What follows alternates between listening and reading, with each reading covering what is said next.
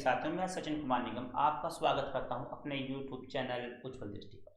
दोस्तों, आज एक बहुत ही महत्वपूर्ण मुद्दे पर मैं यहां पर चर्चा करने के लिए उपस्थित हुआ हूं। जैसे कि आप जानते हैं कि हम सामाजिक मुद्दों पर हमेशा चर्चा यहां पर करते रहते हैं। दोस्तों, आज का जो माहौल हम देख रहे हैं वो किस तरह का माहौल हो चुका है, किस तरह की गतिविधियां भारत के अंदर हो रही हैं, कितने आप देख रहे हैं यहाँ पर आंदोलन हो रहे हैं, किस तरह की सरकार यहाँ पर नीतियाँ लेकर के आ रही है और यहाँ पर हो क्या रहा और होने वाला क्या और सरकार चाहती क्या है, ये समझ में नहीं आ रहा है। दोस्तों, आप देख सकते हैं पिछले 70 साल में यहाँ पर कितने बदलाव आए हैं। हालांकि आप अगर जाएं इसमें, आप अगर 130 करोड़ दो लोगों में अगर आप बात करते हैं तो आप पाएंगे कि यहाँ पर विभिन्न विभिन्न प्रकार की आपको कल्चर मिलती है, विभिन्न विभिन्न प्रकार के आपको धर्म मिलते हैं और विभिन्न प्रकार के आपको जातियों का सामना करना पड़ता है। अब दोस्तों, यहाँ पर एक चीज आपके सामने आती है निकल करके कि संविधान का यहाँ पर हनन हो रहा है या फिर संविधान को मिटाने की बात की जा रही है। अब दोस्तों, इस पर बात करना ये है कि क्या संविधान खत्म किया जा रहा है या नहीं किया जा रहा है। अगर संविधान को खत्म किया जा रहा है तो फिर वह लोग कौन है जो संविधान को खत्म करना चाहते हैं, क्योंकि यह भारत की सबसे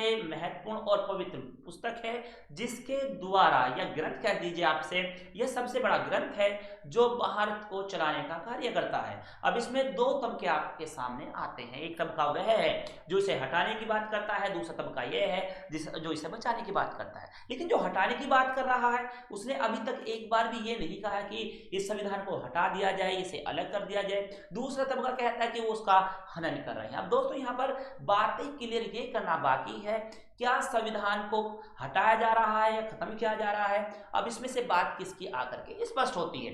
अब देखिएगा, सरकार कहती है कि हम संविधान के आधार पर चलते हैं, सारे काम हम संविधान से करते हैं, लेकिन फिर वो प्रतिदिन नए नए यहाँ पर प्रावधान करते हैं, नए नए बदलाव लाते हैं, नए नए विधेयक लाते हैं और उसे पास कराते हैं और फिर वह उसे संविधान में तोड़ मरोड़ करके रख देते हैं। और वो कहते हैं कि हम देशभक्त लोग हैं, कि हम देश का यहाँ पर उद्धार चाहते हैं, देश को बहुत आगे ले जाना चाहते हैं, देश को विश्वगुरु बनाना चाहते हैं। अगर वो देश को विश्वगुरु बनाना चाहते हैं, फिर इस संविधान में इतने सारे बदलाव की जरूरत क्या पड़ जाती है। अब एक बात और भी समझ में यहाँ पर नहीं आती है दोस्तों, कि ये बदलाव किए किसके लिए जाते हैं। सरकार अपने लिए करना चाहती है या फिर सरकार यहाँ पर जनता के लिए करना चाहती है।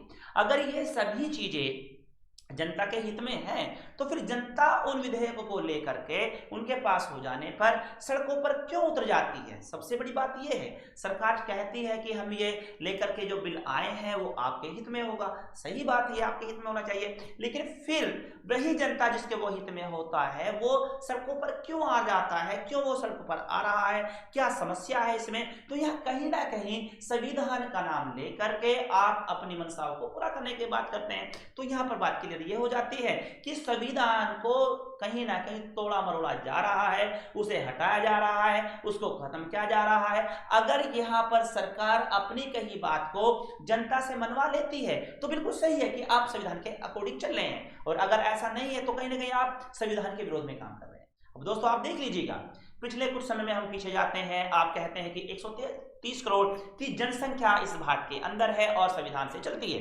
तो दूसरी तरफ आप ये देखते हैं कि 2018 2 अप्रैल 2018 में एक यहाँ पर प्रदर्शन होता है जिसमें SC/ST भाग लेता है, और वह था आपका अनुसूचित जनजाति या जनजातियों के लिए, उसमें था आपका अनुसूचित एक्ट था उसमें, ठीक है। तो उसको हटा दिया जाता है, उसमें बदलाव कर दिए जाते हैं, तो वहां पर एक बहुत बड़ा आंदोलन होता है। अब दोस्तों बताइएगा, वो लोग जिन्हों के द्वारा आंदोलन हुआ था, क्या वो भारत के नहीं है? क्या वो संविधान को बचाना नहीं चाहते? क्या वो संविधान में संविधान को रखना नहीं चाहते? मुझे लगता है कि सबसे ज्यादा तो संविधान को बचाने की बात वही लोग करते हैं। तो फिर वो क्यों प्रदर्शन करेंगे इसके विरोध में? क्या वो संविधान के विरोध में है? जी नहीं, बिल्कुल ऐसा नहीं है। लेकिन उन लोगों को कहा जाता है ये अलगाववादी लोग हैं, ये देशद्रोही लोग हैं, यानी कि जो संविधान को बचाने की बात करता है वो देशद्रोही हो जाता है। दूसरी तरफ आप आइएगा, आकर चलते हैं आप मुस्लिमों की तरफ आ जाइएगा, NRC CRC आप लागू कर देते हैं, पता चलता है ये किसके खिलाफ है, तो वह लोग आकर के, यानी कि आप कहते हैं कि वो उनके हित में है, आप कहते हैं कि इस्लाम के हित में है NRC और CRC, लेकिन फिर इस्लाम धर्म सड़कों पर आ जाता है, इस्लामिक लोग सड़कों पर आ जाते हैं, फिर इससे पता चलता है ये फिर से खिलाफत की बात हो जाती है। आप ऐसा बिल लेकर के बार बार आते हैं कि आप कहते कि हित में है और फिर उसके बाद में पता चलता है खिलाफत की बात करता है। वहां पर भी कहीं ना कहीं संविधान का हनन होता दिखाई देता है, संविधान को हटाने की बात की जाती है। अब तीसरा मुद्दा आपके सामने है दोस्तों, जो आपके लिए वर्तमान में है। आप देखते हैं कि भारत का अन्नदाता, यानी कि वह अन्नदाता जिसने इस सरकार को सबसे आगे ला करके खड़ा किया है, जो सबसे ज्यादा हिंदू धर्म की बात करता है, वो ही आज सबसे ज्यादा परेशान नजर आ रहा है और वही संविधान को अपने सामने हटता हुआ देखता है और कहता है कि कहीं ना कहीं संविधान को तोड़ मरोड़ कर पेश किया जा रहा है और उसको धीरे धीरे खत्म किया जा रहा है और हटाया जा रहा है। यहाँ पर हिटलर वाली नीति है, वो चाहते हैं कि यहाँ पर जो सरकार बनी है वो सरकार हमेशा यूं की त्यों बनी रहे, उनके ही राइट्स यहाँ पर होने चाहिए, वो यहाँ पर करना चाहिए। भाजपा का एजेंडा यही है। 2011-12 का मैं आपको एक वाक्य याद दिलाता हूं।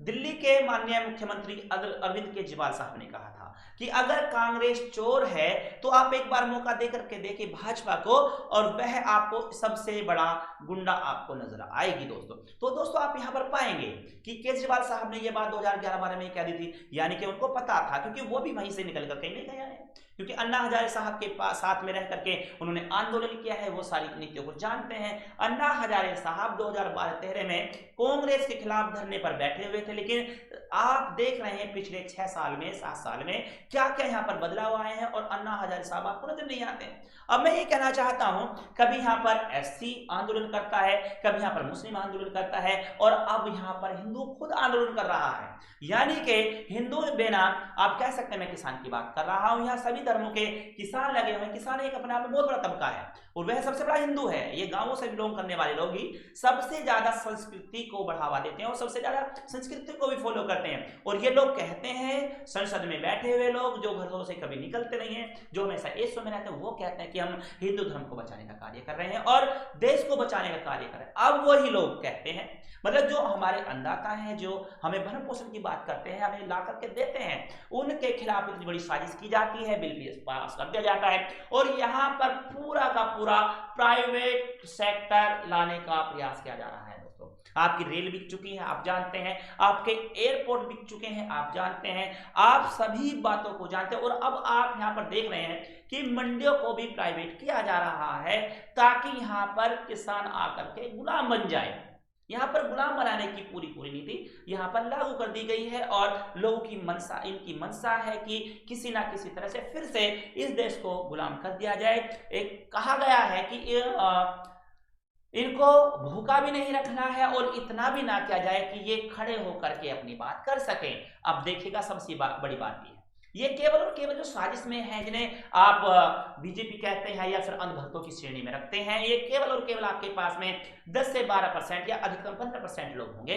लेकिन इन्होंने कितना बड़ा अपना वर्चस्व बनाया हुआ है। पहली बात, मीडिया इनके अपने हाथों में होता है, पूरा का पूरा supreme court high court system भी इन्हीं के हाथों में, पूरी सरकार इन्हीं के हाथों में, सारे अधिकारी इन्हीं के सब लगे हुए हैं। अब कहने की बात यह है कि आपके पास क्या है, आपके पास बहुत कुछ है, लेकिन सबसे बड़ी समस्या है कि आप उसको जानना ही नहीं चाहते। ऐसी जरूरत क्या पड़ती है कि ऐसी अलग आंदोलन करें, मुस्लिम अलग आंदोलन करें और उसके बाद में किसान अलग आंदोलन करें।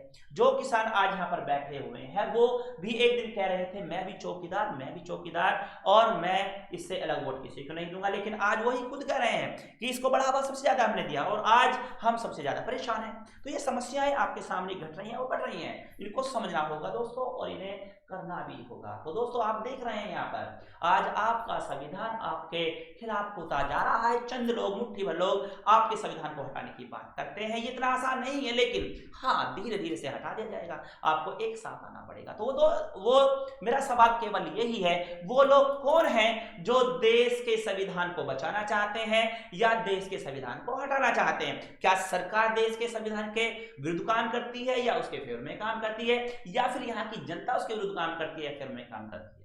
अगर सरकार फेवर में काम करती है तो फिर वो ऐसे यहाँ पर नियम क्यों लेकर के आते हैं कि जनता उनके विरोध में खड़ी हो जाती है?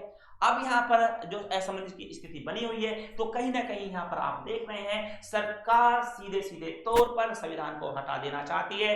कुछ अंधभक्तों के कारण ये ऐसा हो रहा है। वो चाहते हैं कि हिंदू धर्म यानी कि भारतीय हिंदू धर्म पर आधारित देश बने, है ना, इसे घोषित कर दिया जाए, हिंदू राष्ट्र घोषित कर दिया जाए। लेकिन एक बात और मैं आपसे कहना चाहूंगा, एक सवाल और मेरा छोटा सा आपसे है क्या हिंदू धर्म इतना गंदा या खराब बेकार धर्म है कि वह इंसान को इंसान से लड़ाने की बात करता हो?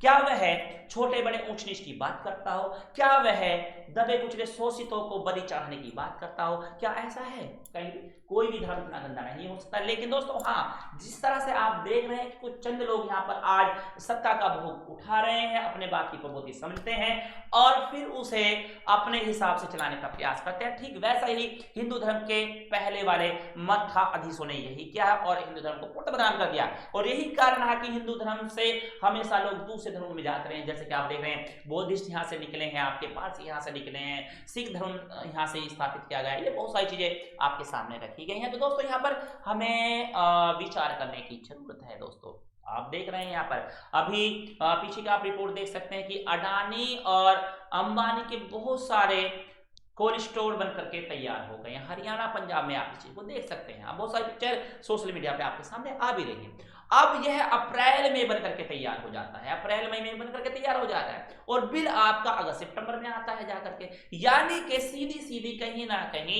देश के प्रमुख साहब की उससे बात हुई भाई है कि आप बना करके तैयार कीजिएगा और हम आपके लिए विधेयक लेकर आएंगे और पास भी कर देंगे। ठीक वैसा ही जैसा आप देख रहे हैं प्राइवेटाइजेशन हो चुका है। जैसे आप देख रहे हैं सारे एयरपोर्टों पे बोरिंग लग चुकी है, रेलवे बिक रहा है आपका, ये सब आप देख रहे हैं। अब देखिए एक बात और देखिएगा, ये प्राइवेटाइजेशन लाना क्यों चाहते हैं, क्यों करना चाहते हैं, क्या इन्हें करने से इसका लाभ होने वाला है? अब आप देखिएगा जिस तरह मंडी के लिए ये आपका बिल लेकर के आए हैं, ये आपका सीधा सीधा किसानों के खिलाफ है। आप देख रहे हैं बाहर के अंदर अगर पेट्रोल की कीमत को आप देखते हैं 30 से 40 रुपए है, लेकिन आपको 80 से 90 रुपए के रेटों में मिलता है, यानी कि 40 से 50 रुपए का सीधा सीधा पर टैक्स लगाया जाता है। ठीक वैसे ही अगर होता है तो यहाँ पर मंडी का भी सिस्टम ऐसा ही रहेगा, वहां भी आपको ये चीजें इतनी महंगी कर दे दी जाएंगी। तो दोस्तों आप यहाँ पर समझ सकते हैं ये कितना खतरनाक बिल है, काला कानून आप इसे मान सकते हैं। और हर रोज यहाँ पर इस तरह की ट्रेजेडी होती रहेंगी। मैं आपसे केवल यही निवेदन करूंगा आज के इन संवादों के बाद में कि आप अलग अलग आंदोलनों का हिस्सा बने हुए हैं, सब एक साथ आ जाइएगा और इससे आप संभालने का प्रयास कीजिएगा। सरकार को बताइएगा, सरकार आपसे बात करना नहीं चाहती है, अब बात करती भी है तो आपसे सीधा सीधा लड़ने झगड़ने की बात करती है। ठीक वैसे ही आपके सामने हो रहा है। अभी यहाँ पर किसानों ने जाकर के सीधी बात की है मोदी तड़ी पार कहे जाने वाले अमित शाह साहब से, और वो जाकर के वहां किसानों को डांट भी देते हैं। आप देखिएगा यहाँ पर कैसे पहले चोरी ऊपर से सीना चोरी वाली बात आपके सामने हो गई। तो दोस्तों ये बहुत ज्यादा जरूरी है, आपको समझना पड़ेगा और समझाना पड़ेगा, सभी को एक साथ आना पड़ेगा और तब आकर के आप उद्धार कर सकते हैं अपने देश का। तो दोस्तों यहाँ पर यही मुद्दा मैं आपके लेकर के आया था, आपको ये विचार कैसे लगे आप जरूर बताइएगा, आप कमेंट बॉक्स में बताना नहीं भूलिएगा। तो दोस्तों मैं सचिन कुमार निगम लेता हूँ आपसे विदा। जो साथी नए हैं प्लीज आपसे निवेदन है सब्सक्राइब करना बिल्कुल ना भूलें और हमारे चैनल से जुड़िएगा। तो दोस्तों मैं सचिन कुमार निगम आपसे लेता हूँ विदा, मिलता हूँ अगली वीडियो में, तब तक के लिए गुड डे गुड बाय।